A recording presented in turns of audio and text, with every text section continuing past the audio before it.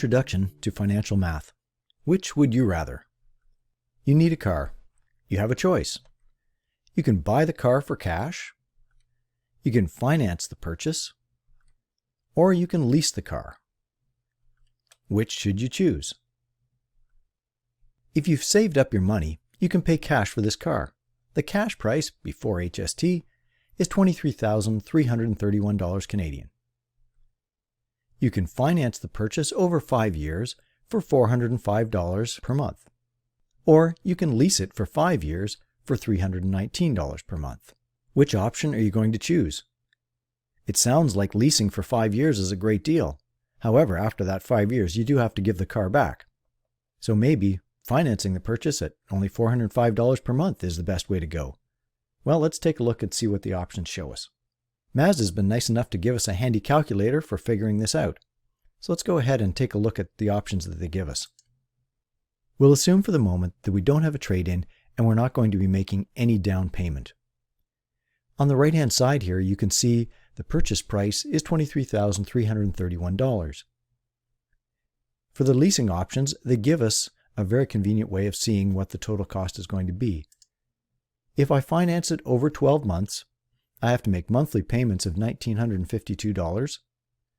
And down at the bottom, it shows us the total balance to finance and the cost of borrowing.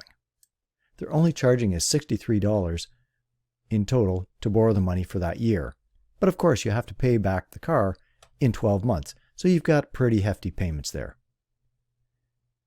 You notice that you're paying a 5% interest rate, and that 5% interest rate holds whether you're paying over 2 years or 3 years. It's only if you stretch out to a 4-year payment cycle that it goes up beyond 0.5%. You'll notice as you start to go up, the cost down here of borrowing starts to go up as well. If you take 6 years to pay for the car, you're paying 1.95% interest, and your total financing cost is $1,400. Even though they will finance the car for a 7-year period, it looks like they're really trying to discourage that by charging a higher rate of 2.5%. You end up paying an extra $2,136 to purchase the same car. Which option is best really depends on your financial situation. If you've saved up $23,000 and you can possibly negotiate a better price than what's shown there, that might be your best option. However, if you finance it over 12 months, it's only costing you an extra $63, which is a fairly small price to pay. 2 years is just double that, $121. How do they come up with these monthly prices? They calculate the total compound interest that would be payable if they lend you the money to buy the car for 5 years. Then they divide the total interest and the cost of the car by the number of months in the financing agreement. We're getting ahead of ourselves. Let's take a look at some of the vocabulary that we're using. Interest is the amount of money calculated on an investment or a loan.